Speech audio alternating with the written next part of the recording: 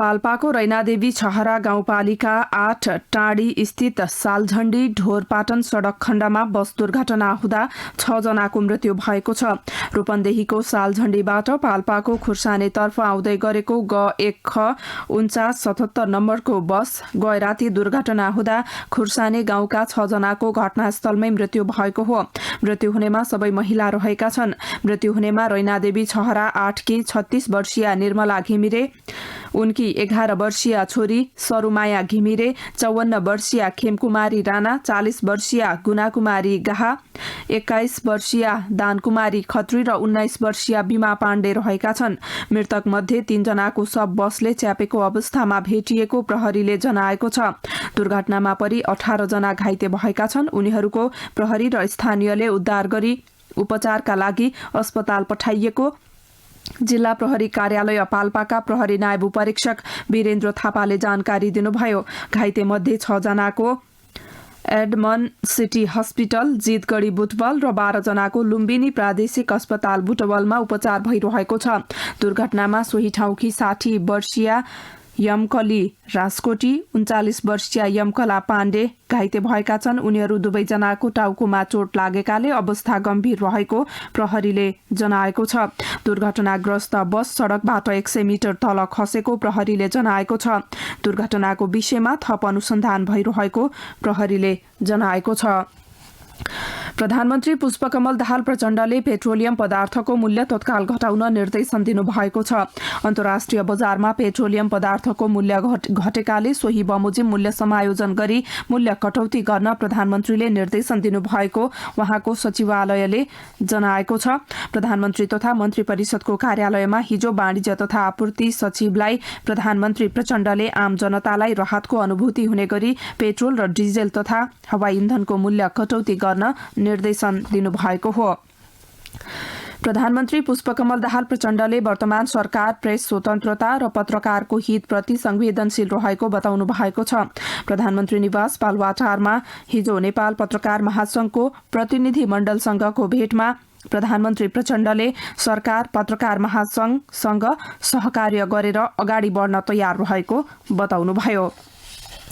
उपप्रधान तथा गृहमन्त्री रवि लामिछानेले नागरिकका आवश्यकतालाई प्राथमिकतामा राखेर सरकारले न्यूनतम साझा कार्यक्रम ल्याउन लागेको बताउनु भएको छ। सिंहदरबारमा हिजो बसेको मन्त्री परिषदको बैठकपछि सञ्चारकर्मीसँग कुराकानी गर्नुहुँदै गृहमन्त्री लामिछानेले जनादेश अनुसार सरकारमा सहभागी दलका एजेण्डालाई सम्बोधन गर्ने गरी न्यूनतम साझा कार्यक्रम ल्याउन लागेको उल्लेख गर्नुभयो। प्रधानमन्त्री पुष्पकमल दाहाल प्रचण्डले निर्देशन दिनुभएपछि राहदानी विभागको सफ्टवेयर व्यवस्थापनको जिम्मा लिएको आइडी मिया कम्पनीले आफ्नो उच्च तहका प्राविधिकलाई नेपाल पठाएको छ। त्रिपुरेश्वर स्थित राहदानी विभागको सफ्टवेयरमा समस्या देखिएको भन्दै विभागले पूर्ण सेवा दिन नसकिने सूचना जारी गरेपछि प्रधानमन्त्री कार्यालयले तत्परता लिँदै सफ्टवेयर र प्रणालीको अनुगमन र निरीक्षण गरेपछि कम्पनीले आफ्ना विशेषज्ञ पठाएको प्रधानमन्त्रीको सचिवालयले जनाएको छ। नेपाली कांग्रेसले संसदीय दलको बैठक बोलाएको छ।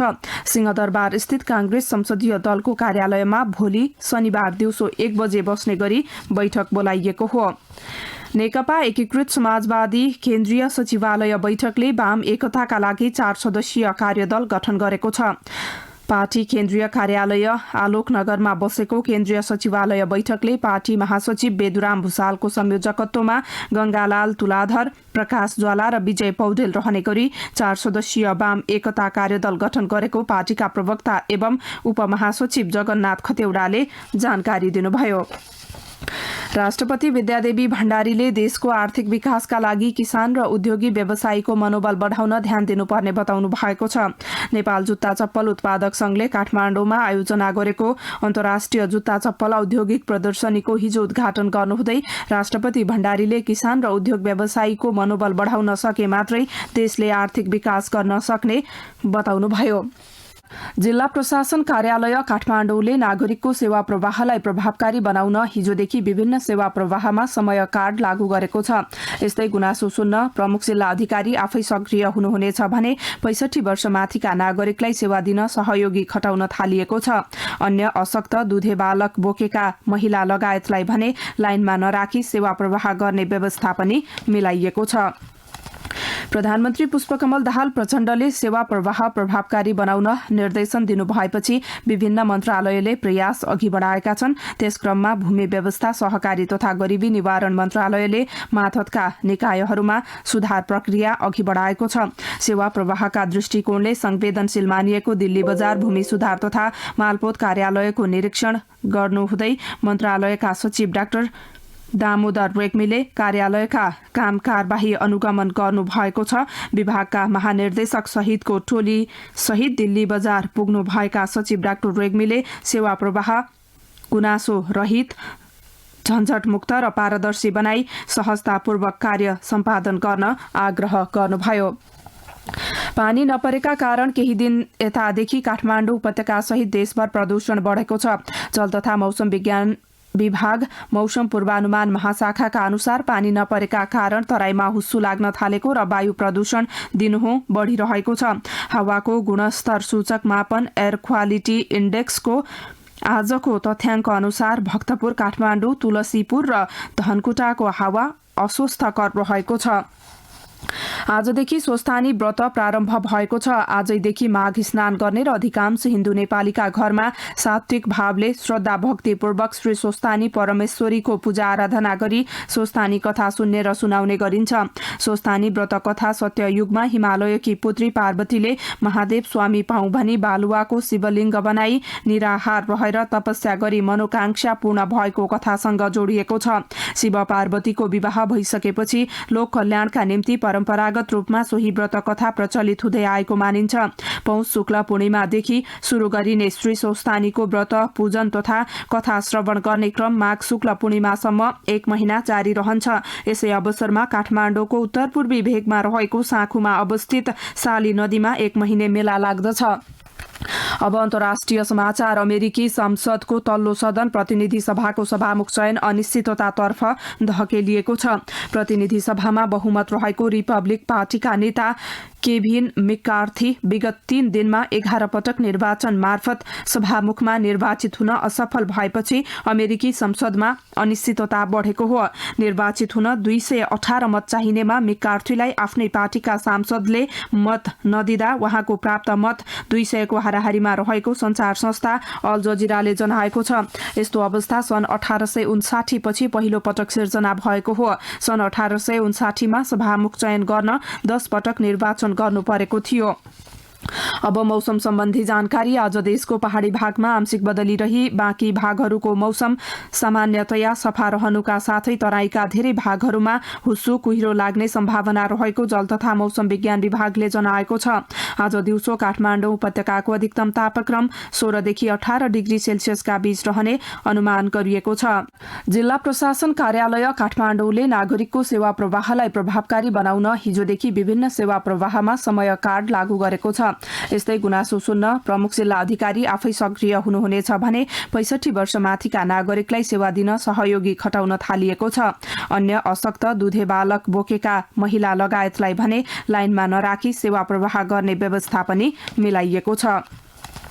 प्रधानमन्त्री पुष्पकमल दाहाल प्रचण्डले सेवा प्रवाह प्रभावकारी बनाउन निर्देशन दिनुभएपछि विभिन्न मन्त्रालयले प्रयास अघि बढाएका छन्। त्यस क्रममा भूमि व्यवस्था, सहकारी तथा गरिबी निवारण मन्त्रालयले मातहतका निकायहरूमा सुधार प्रक्रिया अघि बढाएको छ।